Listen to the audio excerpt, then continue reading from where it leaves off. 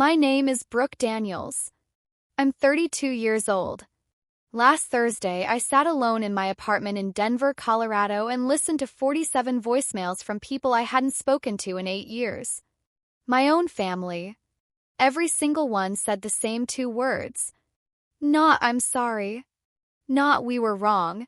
The same 2 words over and over in different voices at different volumes. Before I tell you what those words were and what I did about it, I need you to do something for me right now. Hit that subscribe button. Not for me, for yourself. 'Cause if you've ever been the black sheep of your family, the one who got blamed for everything, the one who was made to feel crazy for simply asking questions, this story is going to feel like it was written just for you. And drop your city and your local time in the comments right now. I want to see where in the world you're watching from tonight. I read every single comment. Every one. Now let me take you back. 'Cause this story doesn't start with those voicemails. It starts with a Thanksgiving dinner 8 years ago in a small town in Missouri that broke everything wide open. Crestwood Falls, Missouri. Population about 4,800 people. Kind of small town where the lady at the pharmacy knows what medication you're picking up before you even walk through the door, and your personal business travels faster than the Wi-Fi signal. Thanksgiving at the Daniels house meant my mama's good dishes, the ones she kept locked in the china cabinet and only brought out twice a year. A long table squeezed against the dining room wall to fit 14 relatives elbow to elbow. My daddy pouring sweet tea like if he kept everyone's glasses full, nobody would notice the tension sitting right there in the middle of the room like an uninvited guest nobody wanted to name. I was 24. I was juggling 2 jobs, waiting tables at a barbecue restaurant called Smoke and Ember on Route 12, and working the front desk at a local insurance office for a man named Mr. Pruitt, who sold home and auto policies to half the town. My mama, Pamela Daniels, stayed at home and ran a small craft business selling candles and wreaths online. My daddy, Walt Daniels, worked as a mechanic at a tire and auto shop called Garrison's on the edge of town. My older sister Amber, 26 at the time, had just been promoted to branch supervisor at First Community Bank downtown, the same bank she'd worked at since she graduated high school. My younger brother Nate, who was 20 at the time, was working part-time at a sporting goods store and taking a few classes at the community college without much direction. My mama stood at the head of the table and raised her glass. To Amber, our shining star, always making this family proud. 14 people lifted their glasses. I lifted mine too. Smiled. Said nothing. Nobody asked about my savings. Nobody asked about the night classes I was taking at the community college or the plan I'd been quietly building for 2 years. I was invisible in my own mama's house. Not in a dramatic way. Just in the daily, grinding, invisible way that makes you question whether you even matter. But I had come to that dinner with one question. A simple, reasonable question. I waited until after the pecan pie, when everyone was full and leaned back and the noise had softened to that easy hum of family voices running over each other.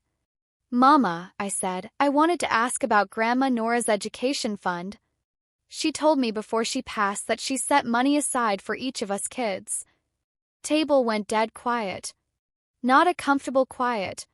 Kind of quiet where you realize everyone just watched something roll under your chair and not one of them is going to tell you what it was. Pamela set her coffee cup down slowly. She looked at me. Then she looked around the table at every face, reading the room the way she always did before she said something that would do damage. When she finally spoke, her voice was sweet enough to make your teeth hurt. "This is exactly what I have been dealing with." I didn't say a word back. I sat there with pecan pie going cold on my plate while 14 pairs of eyes landed on me like I'd just knocked over the good china on purpose. My Aunt Carol, who worked as a secretary at the elementary school, reached over and patted my hand. "Honey, your mama just wants what's best for you." I excused myself and went to the kitchen. I started washing dishes. That was always my role at family gatherings, clean up while everyone else relaxes. I had done it so many times it was muscle memory. The water was running, but I could still hear voices coming through the doorway. My mama's voice dropped low, the way it did when she thought she was being quiet but wasn't. She was talking to my Aunt Renee, who worked at the post office and knew everybody's business for exactly that reason. Nora's money went to Amber's sorority fees and her first car. Brooke doesn't need it. She's not going anywhere anyway. I turned the water off. Grandma Nora had set up education savings for both of us, $15,000 each. She had told me herself 2 years before she passed away. Sat me down at her kitchen table on Birchwood Lane, held both my hands in hers across the tablecloth, and looked me right in the eye. This money is for your future, baby girl. Nobody can touch it but you. She had said it like a promise she intended to keep from beyond the grave. Somebody went back on that promise. I walked back into the dining room. Pamela was standing by the table refilling her sweet tea like nothing had happened. That money was left to me by name, I said. Grandma Nora sat me down and told me herself. Pamela didn't flinch. She set the pitcher down, folded both hands flat on the table, and tilted her head the way she always did right before she rewrote the facts to fit her own story. You're being dramatic, Brooke. You always turn everything into a big production. I'm asking about $15,000 that was supposed to be mine. That's not dramatic. That's a question. You sound just like your grandmother. She always had to stir the pot too. That one stopped me cold. Grandma Nora was the softest, most giving person I had ever known. And my mama said her name like it was something she was scraping off the bottom of her shoe. 10 minutes later, Pamela called everyone into the living room. I had seen this show before. Different holiday, different starting point, same performance. Pamela at the center of the room, playing the worried mother for an audience that always showed up, sat down and believed every word without asking a single question. I've been keeping this private, she said, pressing a napkin lightly to the corner of her eye. But I think y'all need to know. Brooke hasn't been herself for a while now. She's been having episodes. I've been carrying this alone, trying to protect her. But tonight just proved it. She swept her hand toward me like I was something to be looked at rather than listened to. I looked at my daddy, Walt. He was sitting in his recliner with both hands pressed flat on his knees, eyes pointed at the floor. He didn't say a word. Not one. I looked at Nate, my 20-year-old brother. He was leaning against the wall with his arms crossed. He gave one small nod. Not to me. To her. I looked at Amber. She was scrolling her phone with her thumb. Didn't even look up. 14 people in that living room. Not one of them said, Brooke, are you okay? Not one of them said, Pamela, that seems really unfair. Not a single soul. I went upstairs. Packed what fit in a duffel bag. Grabbed the $300 I had in tip money from Smoke and Ember, my winter coat, and a small cedar box that Grandma Nora had left me when she passed. I had kept it on my dresser for 2 full years without ever opening it. Opening it meant admitting that she was really gone, and that she had been the only person in this family who ever loved me without a condition attached to it. I walked back downstairs, through the living room, past all 14 of them. My mama's voice followed me to the front door. You walk out that door, don't you bother coming back. I closed it quietly behind me. 'Cause I knew in my gut that I would never open it again. Outside, cold November rain was coming down on Crestwood Falls, Missouri. Kind of cold rain that doesn't care how dramatic you need the moment to be. Just soaks you straight through. I had $300, a duffel bag, and nowhere to sleep.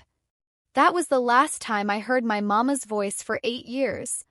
Before I go any further, if this is hitting home for you, if you've ever had a family member make you feel like you were the problem when you were really just asking a fair question, hit that like button right now.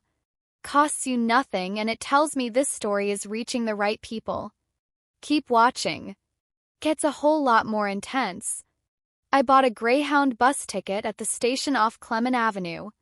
The farthest I could get for $300 was Denver, Colorado. 31 hours on that bus with my bag between my feet and that cedar box on my lap the whole way. I didn't sleep. I watched America pass by in the dark outside the window, flat land, then hills, then mountains, and I tried to remember the last time any member of my family had asked me a real question. Not a criticism dressed up like a question. An actual, genuine question about my life. I couldn't remember one. The man sitting next to me was a retired electrician named Harold, heading to see his daughter in Pueblo. Around St. Louis, he offered me half his turkey sandwich without making a big deal of it. I said thank you and ate it in about 4 bites. He didn't ask why my eyes were red and swollen. He just passed me a few napkins and went back to his word search book.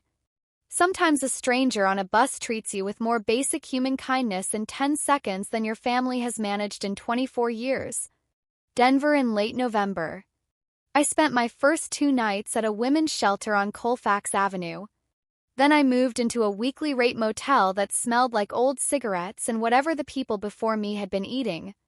No credit history. No local references.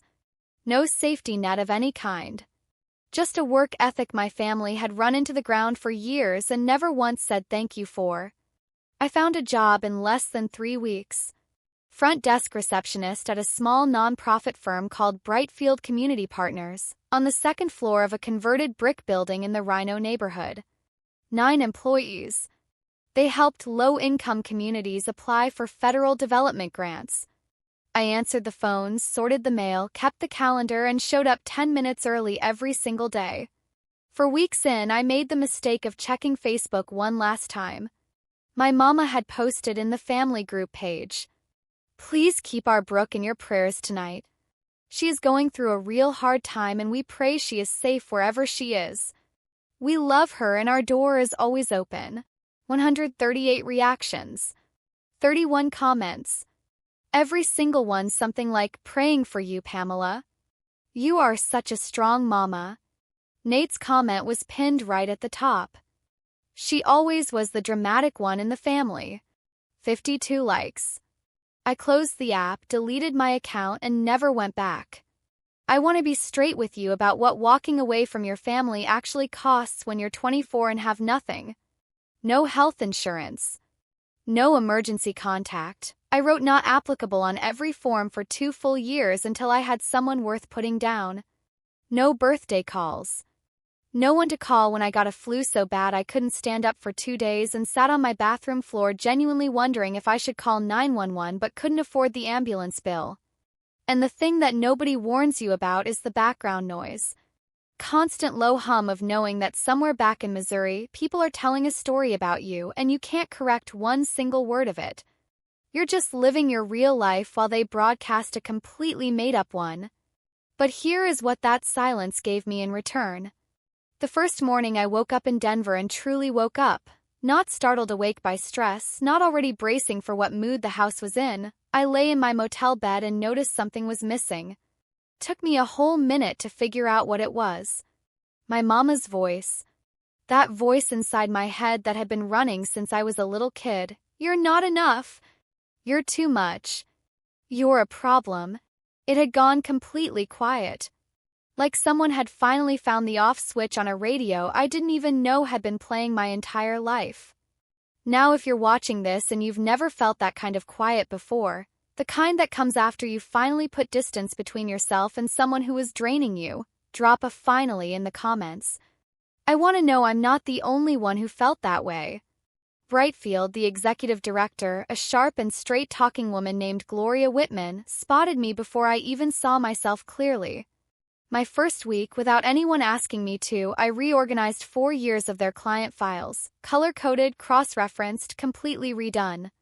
Gloria walked by my desk on a Friday, stopped, came back, and stared at what I'd done. "Did you redo 4 years of files in your first week here?" Somebody had to. She pulled up a chair right there in the hallway. "Tell me what else you see around here that needs fixing." That conversation changed the direction of my life. While I was slowly building something real in Denver, my mama was working overtime building a fake version of me back in Crestwood Falls. I found out the details years later from Aunt Carol and from my old friend Tanya, who had worked at the diner on Main Street and knew everything that moved through that town. Here's the full picture. Within 6 weeks of me leaving, Pamela had told the women's prayer group at Riverside Baptist Church that I was staying at a residential treatment facility. She never named which one. She didn't need to. In a town of 4,800 people, residential treatment means something specific to everyone who hears it, and the version they fill in for themselves is always the worst possible one. My old apartment downtown, I had left most of my things there when I walked out. Amber, who by then was earning a solid salary as bank branch supervisor, moved in and took over the lease. She sold my furniture online. She kept a quilt that had belonged to Grandma Nora. She told the landlord I had abandoned the place. My daddy Walt, the mechanic, handled things with the neighbors. He'd stand at the edge of the driveway with his hands in his jacket pockets and say slowly, "We just hope she's safe wherever she ended up." Walt was a quiet man who said very little, but he had spent 30 years learning exactly how to say what Pamela needed said. And Nate, 20 years old and working part-time at a sporting goods store, found his voice on Facebook that first year in a big way. He posted at least 4 times about unnamed people who run away from their families instead of dealing with their problems. Family is about loyalty, not convenience. Some people would rather disappear than grow up. Praying for the ones who threw away everything good for nothing. Every post got dozens of likes. Every post was about me. Everyone who knew our family understood exactly who he meant. So that was the Crestwood Falls version of Brooke Daniels, a troubled young woman who had some kind of breakdown at Thanksgiving dinner, walked out on her whole family, and ended up somewhere she probably needed to be. A sad story Pamela could carry around like a purse, useful for collecting sympathy at church, pretty enough to show in public. For 8 years I was the ghost of the Daniels family, and they wrote my story while I was still out here very much alive. Year 1 in Denver was straight survival. Year 2 was the first time in my adult life I built a plan that belonged entirely to me. Brightfield, I moved from the front desk to project assistant in just 5 months. Gloria handed me a small federal housing grant to manage for a neighborhood in East Colfax.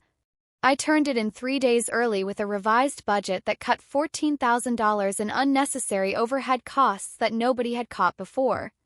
Gloria read it twice without speaking. Then she gave me another project. Then a third. I signed up for the University of Colorado Denver's business program, online classes at night, regular work during the day. I paid every single bill out of my own paycheck in small amounts with no student loans and no family help because there was none. I shared a 2-bedroom apartment in Capitol Hill with a roommate named Priya, who worked night shifts at a hospital nearby. We barely saw each other, which meant fewer distractions and more study time. I cooked almost everything I ate, rice and beans, pasta, whatever was marked down at the grocery store at the end of the week. I bought clothes from Goodwill. I cut my own hair in the bathroom mirror for a year and a half. There was no big dramatic turning point. No moment where everything suddenly clicked. Just alarm clocks and spreadsheets and falling asleep with a textbook on my chest at midnight and waking up at 5:30 to start all over again. I wasn't chasing success. I was running away from powerlessness. The success just turned out to be what happened when you run hard enough and long enough in the right direction. Gloria Whitman, executive director of Brightfield, was the kind of boss who understood that the people who work the hardest are usually the ones who've had the most taken from them. She never made me feel like a project she had rescued. She made me feel like a colleague she respected. When I caught a mistake buried in a federal grant report that would have cost Brightfield $9,000 in penalty fees, she called me into her office, shut the door behind her and said, "You caught something my accountant walked right past. Your accountant doesn't read everything twice." And you do. I read everything at least twice. I grew up having to. She didn't ask what that meant. She didn't need to. I finished my business degree at the end of year 3. No graduation ceremony. No cap and gown photos. I picked the diploma up at the university office, put it in a $12 frame I bought at Target, and hung it above my desk at Brightfield. Gloria walked past the next morning, stopped in the doorway, and looked at it for a moment. "Senior project manager," she said. "Starting next Monday." "Sound good?" Brightfield had grown from 9 employees to 42. We had expanded into affordable housing work, grant writing for tribal communities, and small business support programs across the whole Mountain West region. I was now running a team of 12 people. That same month, a woman named Vanessa Okafor joined our team. Vanessa was 33, had worked in nonprofit communications in Chicago before burning out completely on a job that gave everything and gave nothing back. She was sharp, funny, and had a way of reading a room in about 3 seconds. We became close fast, not over work stuff but over the thing that neither of us usually talked about with most people. 3 weeks into her time at Brightfield, Vanessa and I were eating takeout at my desk after staying late on a deadline. She asked why I never mentioned my family. I told her everything. The Thanksgiving dinner. The missing $15,000. The 8 years of silence. The Facebook posts. The door closing quietly behind me in the rain. It was the first time I had spoken all of it out loud to another person from beginning to end. Vanessa listened without interrupting once. When I finished, she was quiet for about 10 seconds. Then she said, "My family told people I was living abroad. For 3 full years." I just looked at her. I came out at 22. My parents needed a better story for their church friends. Living in Europe was cleaner than the truth. She took a slow sip of her drink. My cousin sent me an actual postcard congratulating me on my time in France. I have never been to France. We sat with that for a while without either of us filling the silence. There was another person who mattered too, Jordan Reeves, our finance manager at Brightfield. Jordan was in his mid-30s, even-tempered, always brought his lunch from home in glass containers, and had a way of listening that made you feel like what you were saying actually mattered. He and I became real friends over months of small, honest conversations, not one big emotional moment but dozens of quiet ones. He was the first person outside of Vanessa that I trusted enough to show the full picture of where I had come from. He never tried to fix it or hand me advice I didn't ask for. He just listened. And sometimes, honestly, that is the whole thing. On my 29th birthday, I finally opened the cedar box. 5 years I had been carrying it. From Crestwood Falls to Denver, from the shelter to the motel to the shared apartment to my own place. Sat on my nightstand every single night for 5 years. And every night I did not open it. Because opening it meant accepting 2 things at the same time. That Grandma Nora was truly gone, and that she had been the only person in my entire family who had ever loved me without something attached to that love. Vanessa was the one who finally said it out loud. "Brooke, you have been looking at that box every time I come over here. It is not going to bite you. Just open it." So I did.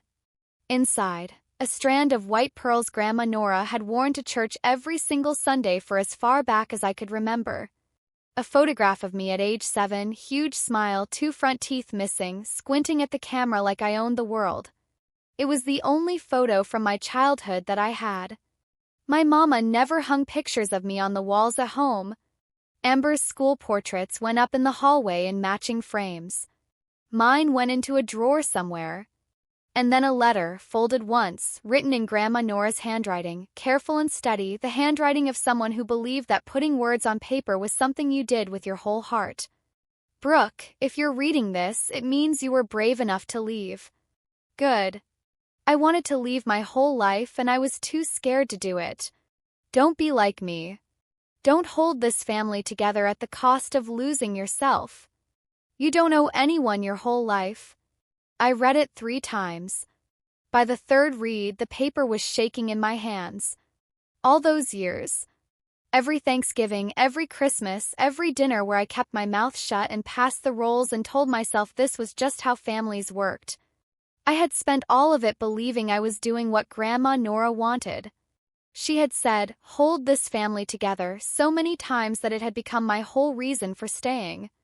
But she had always said it at Pamela's table inside Pamela's house while Pamela was sitting right there in the room. This letter, hidden in a cedar box like something she wasn't allowed to say out loud, this was what she actually meant. There was a note at the bottom. The education money. She had left instructions with her attorney, a man named Mr. Douglas in Kansas City. "Ask Carol," she wrote. "She knows what happened to it." Okay, real talk for a second. If you are watching this and you have a box, a letter, a message from someone you lost that you haven't been able to open yet, you do not have to rush. But when you're ready, it will be worth it. Share this video with someone who needs to hear that today. You might not know who needs it, but someone does. Year 6 at Brightfield, Gloria called me into her office and slid a business card across the desk. New title, Chief Operating Officer. By then, Brightfield had grown to 130 employees in 2 offices, Denver and Albuquerque. Our work had reached more than 60,000 families across the Mountain West. We had been featured in regional Forbes business coverage, invited to speak at national conferences, and recognized by the Colorado Governor's Office for our community partnership work. I want to be clear about what COO meant financially for me. I was not getting rich. I drove a used Subaru Legacy with a dent in the rear bumper. I had a 1-bedroom apartment in the Park Hill neighborhood. I had a retirement account, a savings account, and health insurance that included dental. By Crestwood Falls, Missouri standards, where I had once been dismissed as someone who was not going anywhere, I was doing better than fine. By my own standard, the girl who spent her first 2 nights in Denver at a women's shelter, I was breathing air I had never expected to reach. A regional business magazine ran a profile on me in the fall. Women leading community development in the Mountain West. My photo. My name. My title. Gloria was quoted calling me the backbone of everything Brightfield has built. My life was steady, quiet, full of work that mattered and people who chose to be in my life. I wasn't looking for my family online. I wasn't detouring through Missouri on road trips. I had let them go as completely as they had let me go. 8 full years of silence from their side. No call. No letter. No message through anyone we both knew.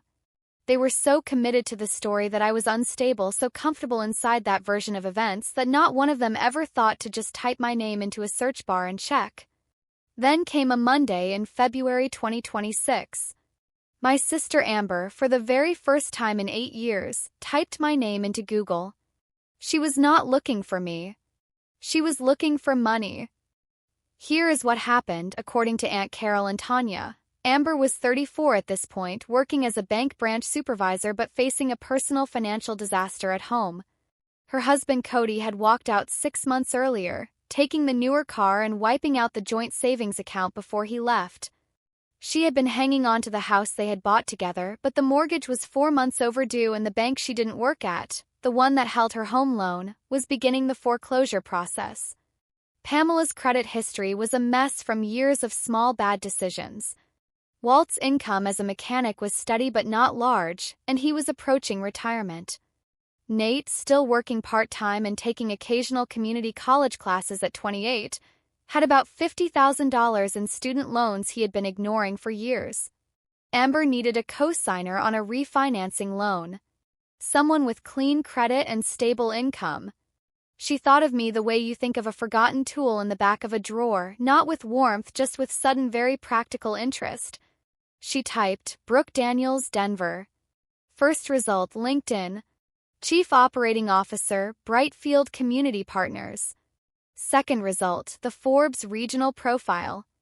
Rising Leaders in Mountain West Community Development. Third result, my company bio. Professional headshot. Conference appearances. Quote from Gloria saying I was the backbone of everything they had built. Aunt Carol, who was sitting at Amber's kitchen table when this happened, told me later that Amber stared at that screen for a full minute without blinking. Then she picked up her phone and called my mama.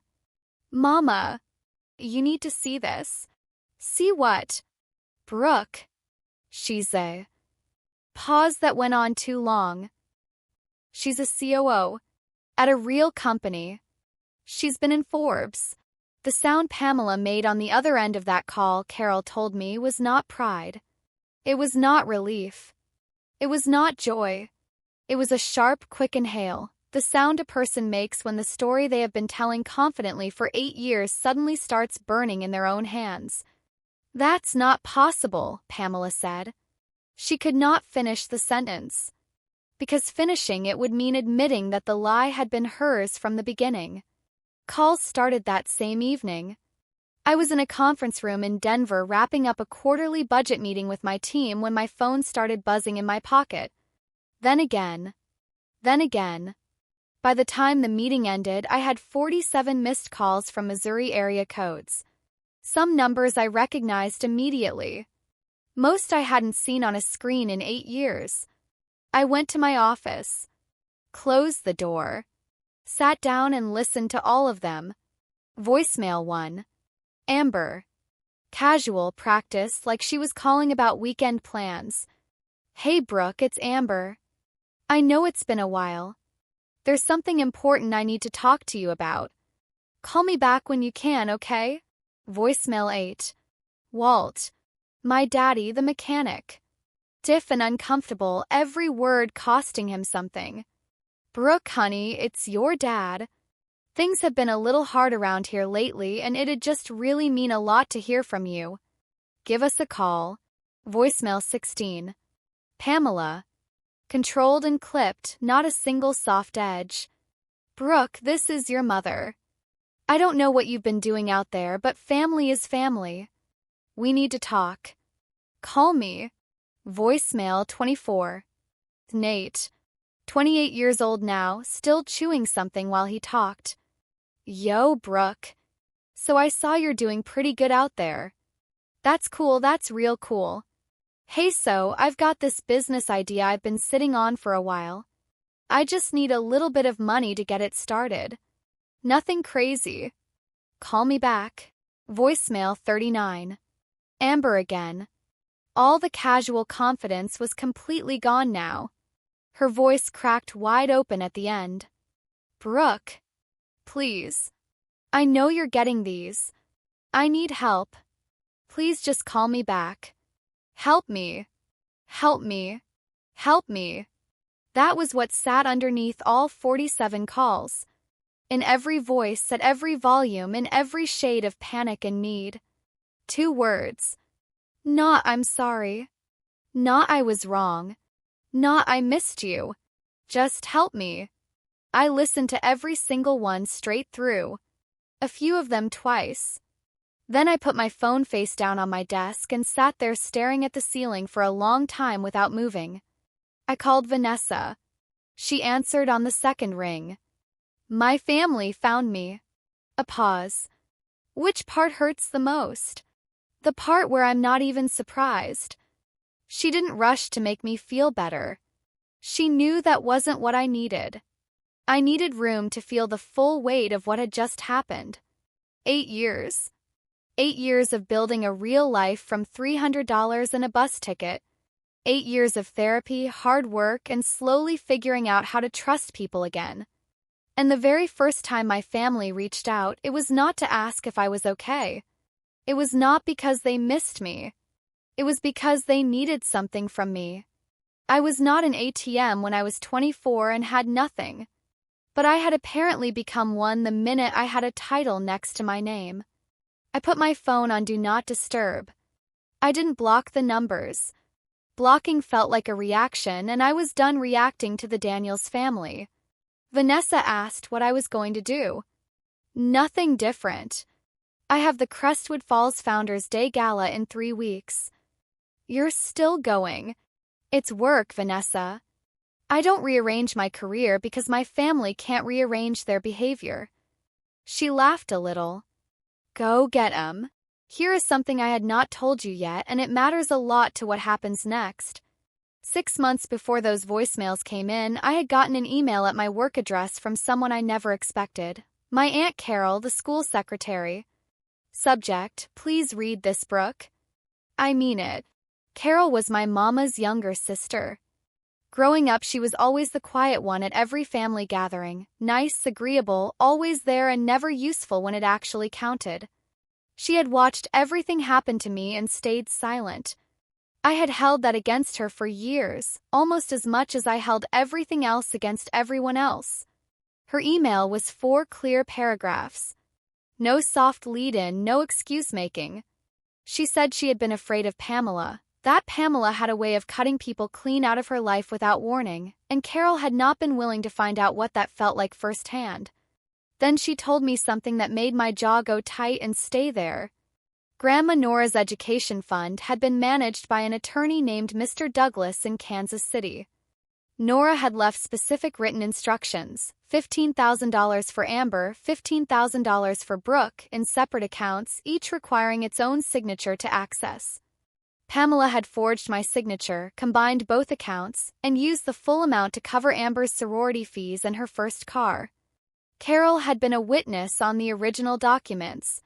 She had known what happened for years. I sat with that for a long time.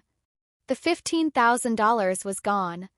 The legal time window to do anything about it in Missouri had already closed. But I had long since made that much money in a single month at Brightfield. The money was not the point anymore. Point was the whole picture, the forgery, the lie, the fact that my mama had stolen from me and then spent 8 years convincing an entire community that I was the unstable one. That was my whole childhood in one clear transaction. Carol's email ended with, "Pamela is chairing the Crestwood Falls Founders Day Gala Committee this spring. The whole town will be there." I didn't understand why that mattered yet. I would. 2 months after Carol's email, Gloria walked into my office holding her phone like she had just won something. "You ever heard of a small town in Missouri called Crestwood Falls?" I kept my face completely still. "I grew up there." "Even better. There is a pastor out there, Reverend Jerome Calloway, runs a community church and also sits on the board of a rural development foundation. They hold a big annual fundraising gala every spring and they want a keynote speaker. Someone in community development who has real small-town roots." She smiled. "I already told them you'd be perfect." She did not know which town. She did not know that the gala committee chair was the same woman who had spent 8 years telling people her daughter was in a treatment facility. "I'll do it," I said. After she left, I looked up the Crestwood Falls Founders Day Gala. Committee Chair, Pamela Daniels. Venue, Crestwood Falls Community Center on Main Street. Date, March 20th. I texted Carol right then. "I know about the gala. I'm the keynote speaker." Her reply came back in less than a minute. "I know. I haven't said a word to Pamela. Get ready." I was going back to Crestwood Falls. On my own terms. With my own name on the program. On the day of the gala, I flew into St. Louis, picked up a rental car, and drove 2 hours south through Missouri. Town came up smaller than I remembered it. The hardware store on the square. The diner on 4th Street. Riverside Baptist with its white steeple against the gray March sky. The community center on Main Street was decorated for the occasion, white tablecloths, centerpieces with small flags and fresh wildflowers, a banner across the front door reading Crestwood Falls Founders Day Gala, building something worth keeping. About 220 seats, nearly every one of them filled by the time I came in through the side speaker entrance. I signed in at the welcome table. The volunteer glanced at my badge and smiled. "Miss Daniels, Reverend Calloway has been so excited about you speaking tonight." I wondered if she connected the last name. I had on a deep navy blazer, cream blouse, hair back. My speaker badge said, "Brooke Daniels, COO, Brightfield Community Partners, keynote speaker." Through the main doors I could see the hall.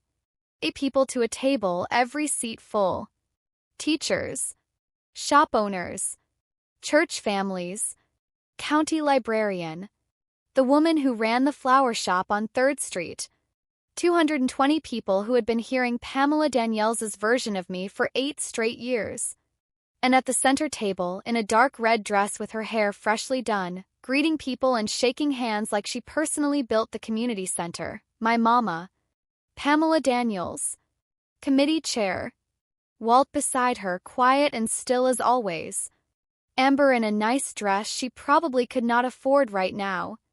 Nate near the food table, standing the way Nate always stands, halfway between interested and ready to leave. My whole family. 20 feet away. Not one of them with any idea who was about to walk through that curtain. Reverend Jerome Calloway was a big, calm man with steady eyes and the kind of voice that did not need a microphone but used one anyway out of courtesy. He stepped to the podium exactly at 7 o'clock. Good evening, Crestwood Falls. Thank you for being here. This gala has always been about one thing: who we choose to be together as a community. Good applause from a full room. Our speaker tonight built her entire career from the ground up, starting with nothing, and now leads one of the most effective community development organizations in the Mountain West. She has been featured in Forbes. She is the Chief Operating Officer of Brightfield Community Partners. And she grew up in a small town. Please give a real Crestwood Falls welcome to Brooke Daniels. The room started clapping before I was through the curtain. The spotlight found me, and for one single second I was 24 years old again. Standing in Pamela Daniels' living room while she told 14 relatives I was falling apart. Then I looked out at the room. The center table, my mama's smile disappeared so fast it was almost something to see. Her mouth opened, then closed. Her hands went to the edge of the table and held on. Even in that moment, even with the shock of it, her eyes were already moving around the room, already checking who was watching her face. Even now. That was Pamela. Walt set his water glass down hard enough to slosh. His face went completely blank. Amber's hand went to her chest. Her lips formed a word that didn't come out. Nate's fork stopped in the air. 220 people, the same teachers, mechanics, store owners, church members, and neighbors who had been told for 8 years that I was somewhere getting help, stood up and gave me a standing ovation before I said one word into that microphone. My mama was the only person in the entire room who did not stand. I gave the keynote. 22 minutes on community investment, rural grant funding, how small towns stay alive and come back stronger. Solid, professional, the kind of speech I had given at a dozen conferences. And then near the end I made one turn. I grew up in a small town a lot like this one. Some of you might know my name. A low murmur moved through the room. I left 8 years ago with $300 in a duffel bag. I didn't leave because I wanted to. I left because staying was taking something from me that I couldn't keep giving away. A pause. I was told I was unstable. I was told I needed help. Truth is, the help I needed was distance. And this career, all of this work, started because one person in Denver looked at me and saw a full human being. Not a problem to manage. Not a story to pass around. A person. The room went completely still. Real still. Kind that has actual weight. Community development is not just about money and buildings and grant paperwork. It is about seeing people the way they actually are. Not the version of them that is easy. Not the version that makes someone else's story make sense. The actual person standing right in front of you. I did not say my mama's name. I did not point at the center table. I did not look in that direction once. I didn't have to do any of it. In the third row, Mrs. Patterson, who had taught me junior English in high school, pressed both hands over her mouth. The man next to her turned slowly and looked toward the center table.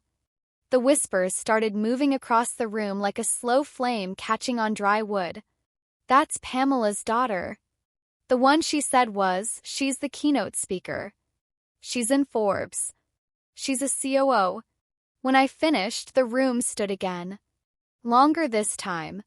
A few people wiping their eyes. My mama sat completely still in her chair, napkin clenched in both fists, face a color I didn't have a name for. If you are still here, and I really hope you are, hit that subscribe button right now and turn on notifications. 'Cause the next part of this story is where things get even more real. Don't miss it. The reception was supposed to be handshakes and small talk and quiet conversations about grant programs. Became something completely different. People I hadn't seen in 8 years took my hand, touched my arm, said we had no idea, honey, and your grandma would be so proud of you. Mrs. Patterson grabbed me in a hug so hard I felt it in my spine. Then Pamela cut through the crowd. 15 people within easy earshot. She was not going to make a scene. She was going to perform a scene. Brooke, sweetheart. Arms open. A hug offered for the audience around her. What a surprise, baby. Why didn't you let us know you were coming? I did not step into it. You had my number, Mama. 8 years worth of Thursdays. The smile slipped. That speech of yours. You embarrassed this family tonight. I didn't say anyone's name. People put 2 and 2 together. That is between them and their own conscience. Amber appeared at Pamela's shoulder. We've been calling you for days. We need to sit down and talk about what's going on with the family. I listened to all 47 voicemails, Amber. Every single one. 0 apologies. All 47 were some version of "help me." That is not family reaching out. That is a collections call with better clothes on. Walt drifted up behind them, voice low, still not quite able to meet my eyes. Brooke, let's not do this out here in front of everyone. Dad, you had 8 years to find a private moment. You chose all of them. Nate trailing behind the way Nate always did, working up some edge. You think you're just better than us now, huh? No, Nate. I just stopped being less than you needed me to be. I stepped back, fixed my blazer, gave Reverend Calloway a nod. He was watching from near the stage with an expression that held both concern and something like understanding. Then I walked to the exit at my own pace. No running. No door slamming. I had done enough of that 8 years ago. I sat in the rental car in the parking lot for 20 minutes with the engine off. Both hands on the wheel. Just breathing. Through the community center windows I could see people standing in clusters, faces turned toward the door I had just walked out of. By morning, every kitchen table in Crestwood Falls would be working through a fresh version of Tonight over coffee. I called Vanessa. It's done. I said what I needed to say. How do you feel right now? Like I'm 32 years old for the very first time. She laughed. I almost did too. I drove back to my hotel in St. Louis. That night I opened my laptop and wrote one email addressed to Pamela, Walt, Amber, and Nate. I am writing this once. I will not be sending another one. I am not co-signing any loan. I am not sending money. I am not funding any business idea. I am not angry. I am clear. If any of you ever want a real relationship with me, it does not start with a voicemail about what you need. It starts with an honest conversation, one where someone names what actually happened and takes real responsibility for it. Not "we did our best." Not "that's in the past now." Not "family is family." A real apology specific, for the $15,000 that was taken from me, for the lies told to this town for 8 years, for choosing to say nothing every time it would have cost something to speak up. Until that conversation happens, I wish you all well. But my answer to every request is no. I read it once. Changed nothing. Hit send. Then I closed the laptop, turned off the light, and lay in a hotel bed 11 miles from the town where I grew up, listening to Missouri Quiet for the first time in 8 years. No big dramatic moment. No tears. Just the plain, steady feeling of a woman who had finally stopped bargaining with people who had never respected the terms. 1 week after the gala, I called Mr. Douglas, Grandma Nora's attorney in Kansas City. Retired now, 78 years old, living in a quiet neighborhood near Brookside. But he remembered everything clearly. Your grandmother was one of the most careful people I ever worked with, he said. She came to me specifically because she did not trust your mother with those accounts. She made me promise to keep the originals. When my mother forged my signature, a long, slow exhale. I found out after the fact. The window was nearly closed by the time I knew. I am truly sorry, Brooke. I should have caught it sooner. The $15,000 was legally gone. But I had been sitting with a question for a while. What would Grandma Nora have actually wanted? Not a court case. Not revenge. Something that would outlast all of us. I called the financial aid office at UC Denver and set up an annual scholarship funded from my own salary, specifically for students who were on their own, who had marked no family support on their financial aid forms not because their parents couldn't help, but because their parents had decided not to. I named it the Nora Jean Daniels Community Scholarship. The university posted the announcement online. 2 paragraphs. My name, my grandmother's name, and the photograph from the cedar box. 7-year-old me with the missing teeth and the big grin, and Grandma Nora right behind me with both hands resting gently on my shoulders, her white pearls catching the afternoon light. Let them Google that. Aunt Carol called me 3 days after the gala.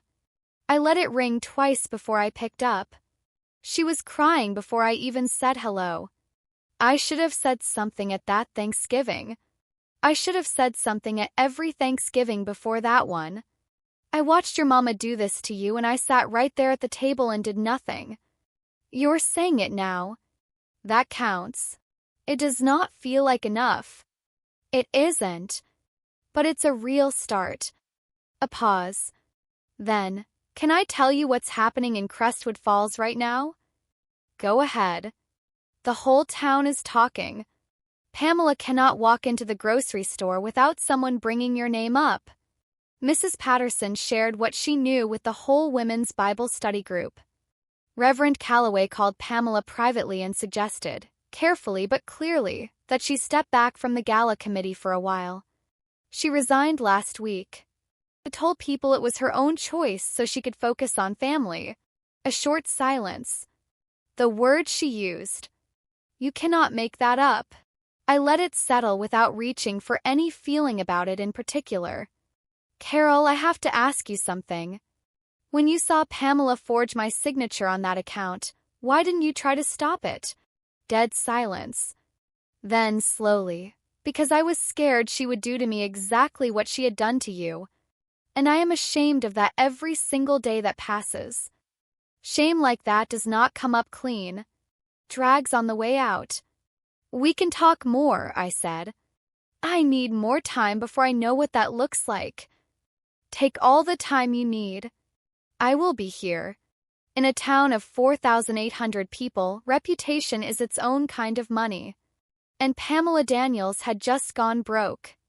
Within a week of the gala, the story she had built over 8 years, the worried mother, the unstable daughter, the family holding together through prayer, had come apart completely. Every gathering place in Crestwood Falls became its own informal courtroom. The diner. The pharmacy. Parking lot behind the school. Picture people had in their heads was being replaced, quietly and steadily, with a different one. And the new picture did not need Pamela's voice to travel. It moved on its own, the way truth usually does when it finally gets enough space. Reverend Calloway had spoken to Pamela privately, and the message was gentle but final. She stepped down from the gala committee. Walt, my daddy the mechanic, did something I never saw coming. He moved his things to the guest room. Not a divorce, not a legal separation. Just a quiet door placed between himself and the woman he had been backing up for 30 years. Carol heard him through the kitchen window one evening. You told this whole town that our daughter was sick, Pamela. You said that for 8 years. And she came back and stood on that stage and proved every single word of it wrong. And she never even said your name. Pamela said he had let Brooke turn the entire town against her. Walt said no.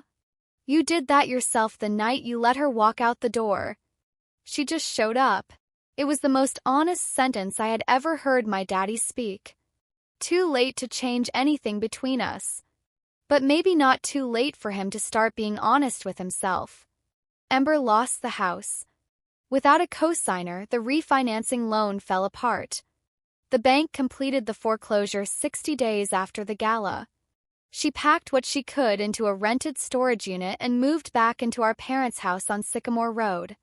Into my old room. The one with the small nail holes in the walls from where I had hung things up. Carol told me this in a plain, steady voice, the way you report on something that has already happened and cannot be changed. She's in your old room, Brooke. The one with those little holes in the wall above the dresser. I did not say anything for a while. Then, is the pencil mark still by the closet door? The one where I tracked my height every birthday? I honestly don't know.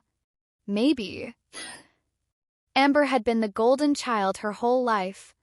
The one who got the money, the car, the sorority fees covered, the toast at every family dinner, the assumption built right into the air of the house that she would always be fine. Now she was 34, separated, without her own home, sleeping in the room of the sister she had never once defended. She was a bank branch supervisor who had outsourced her entire foundation to other people, and when those people were no longer able to hold it up, there was nothing underneath. Being the favorite, it turns out, is its own kind of trap. The bars are just nicer to look at. Nate's moment came from a direction nobody saw coming. His girlfriend Priscilla, a dental hygienist at a practice in the next town over, saw that old Facebook post. The one where Nate called me ungrateful and dramatic, the one that got 52 likes, the one that made him feel like the loyal one who stayed. Priscilla did not think it was loyal. She was putting things in an overnight bag when she said, "You went on Facebook and embarrassed your sister for not giving you money. That is not someone I want to be with." Nate deleted the post that same hour. But the screenshots had already moved through Crestwood Falls group texts before he finished deleting it. He was 28 years old and learning for the first time that what you say publicly follows you in ways you cannot undo with a delete button. Walt's letter arrived at my office 6 weeks after the gala. Not an email. Not a text. An actual envelope with actual stamps on it, his handwriting on the front, a little careful, a little slanted, the handwriting of a man who does not write letters and had to think hard about every single word he was putting down. "Brooke, I don't know if I've earned the right to send this, but I am sorry. Not for your mama. For me.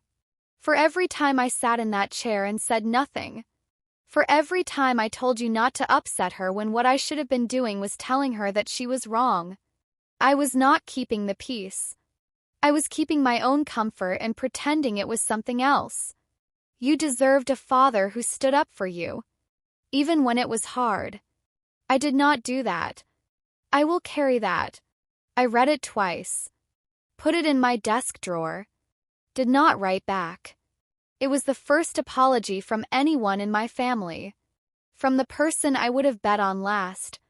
3 months after the gala, on a Sunday evening in June, I am standing in my own kitchen in Denver stirring a big pot of pasta while Vanessa argues with my neighbor Dave about whether hot sauce has any business being on garlic bread. Gloria is on my couch with a glass of red wine, telling a story about a grant proposal disaster for what has to be the 4th time, and somehow it gets funnier every single telling. Jordan is setting the table. The big oak one I bought at an estate sale in Capitol Hill, scratched and imperfect and completely mine. 2 other people from Brightfield are pulling up chairs and pouring drinks. This is my Sunday dinner. Same people, give or take, every week. No performances required. No one here because they have to be. Everyone here because they chose to be. I look around the table when we all sit down. And I think about another table, longer, set with the good dishes, in a house in Missouri where I spent years being invisible. This table is smaller. Plates do not match. The wine cost $14. I have never felt more like myself in my entire life. Walt's letter is in my desk drawer at work. I have not replied yet. I'm not rushing it. Pamela has not contacted me since I sent that email. Amber has not either. Nate sent me a one-word text 2 weeks ago. Sorry. No period. No follow-up. I saw it. I have not responded yet. I do not know what happens next with any of them. And for the first time in my life, I am genuinely okay with not knowing. My door is not locked. But it is not open either. It is just there, waiting for someone to knock on it with something real. Until that day comes, I have pasta. I have wine. I have this table. That is more than enough. Hey, if you made it all the way here, I need you to do 3 things for me right now. First, hit that subscribe button. I am not done sharing, and you do not want to miss what comes next. Second, drop your city and your local time in the comments. Seriously. I read every single comment, every single one, and I want to know exactly where in the world this story found you tonight. And third, if this touched something in you, if any part of what Brooke went through felt familiar, share this video. Right now. With one person who needs to hear it. You probably already know who that is. If you recognize any piece of this story, the scapegoat role, the voicemails that only show up when someone needs something from you, the story someone else wrote about your life while you were out here actually living it, the family that goes quiet on your birthday but calls the moment your LinkedIn profile looks useful. Hear this clearly. You are not crazy. You are not ungrateful. You are not selfish. Those words, the ones people throw at you the moment you stop doing what they need, those are just the sound of people losing control of a story they never had the right to tell in the first place. 2 words my family said were, "Help me." The 2 words I needed to hear were, "I'm sorry." Those are not the same sentence. And you do not owe anyone the first one until they have honestly given you the second.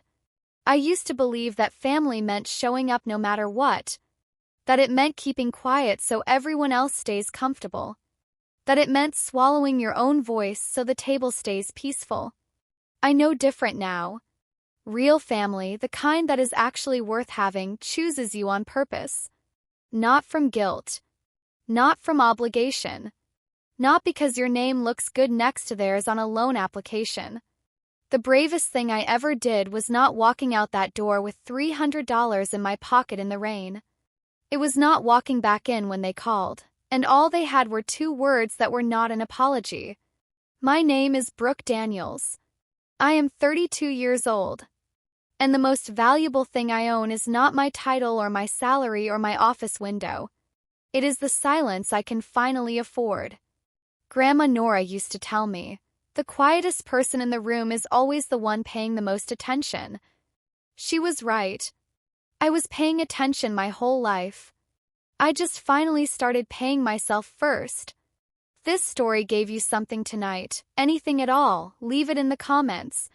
I want to hear from you. Tell me, if your family called you right now after years of silence, what do you think the first thing out of their mouth would be? Help me? Or I'm sorry? Drop it below. Share this video if someone needs it. And I will see you in the next one.